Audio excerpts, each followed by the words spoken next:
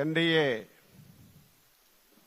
శాసనసభ పక్ష సమావేశానికి విచ్చేసినటువంటి పెద్దలు, గౌరవనీయులు, తెలుగుదేశం పార్టీ జాతీయ అధ్యక్షులు శ్రీ నారా చంద్రబాబు నాయుడు గారికి, జనసేన పార్టీ అధ్యక్షులు గౌరవనీయులు శ్రీ పవన్ కళ్యాణ్ గారికి, బీజేపీ రాష్ట్ర శాఖ అధ్యక్షురాలు శ్రీమతి పురంధేశ్వరి మేడం గారికి, ఈ సమావేశంలో పాల్గొన్నటువంటి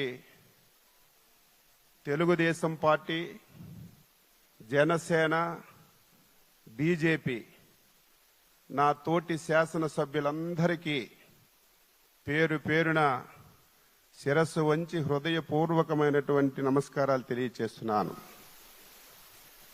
దేశ చరిత్రలో ఆంధ్రప్రదేశ్ ఏర్పడిన తర్వాత ఇటువంటి అద్భుతమైనటువంటి విజయం ఇంతవరకు ఎప్పుడు మనం చూడలేదు. అటువంటి విజయాన్ని మనం సాధించాం.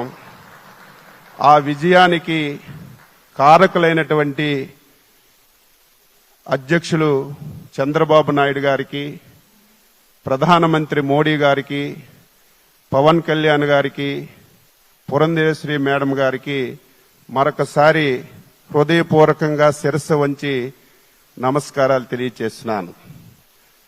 అద్భుతమైన విజయం సాధించామని ఆనందం మనకున్నా సరే, మనందరిపైన గురుతరమైనటువంటి బాధ్యత కూడా ఉంది అని మనందరం కూడా ఒక్కసారి గుర్తుపెట్టుకోవాలని చెప్పి సందర్భంగా తెలియజేస్తున్నాను.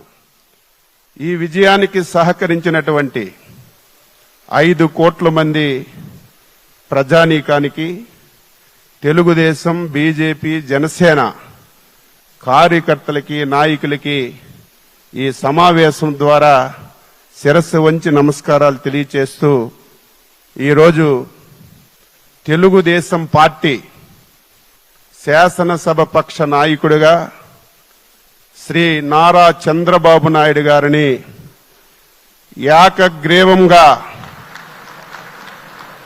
ఎన్నుకున్నట్లు ప్రకటిస్తున్నాను. మీరందరూ కూడా మీ యొక్క హర్ష ఆమోదాన్ని తెలియజేసి తెలుగుదేశం శాసనసభ్యులందరూ నిల్చొని ఒకసారి మీరు దీన్ని ఆమోదించవలసిందిగా మీ అందరికీ సందర్భంగా కోరుతున్నాను.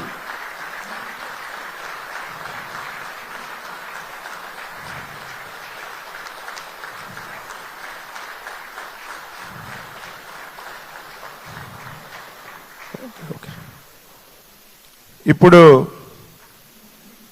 జనసేన అధ్యక్షులు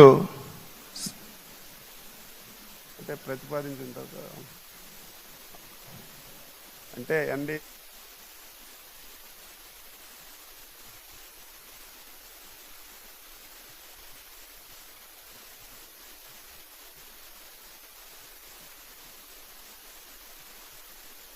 జనసేన అధ్యక్షులు శ్రీ పవన్ కళ్యాణ్ గారిని వేదికపైకి వచ్చి మాట్లాడవలసిందిగా కోరుతున్నాను.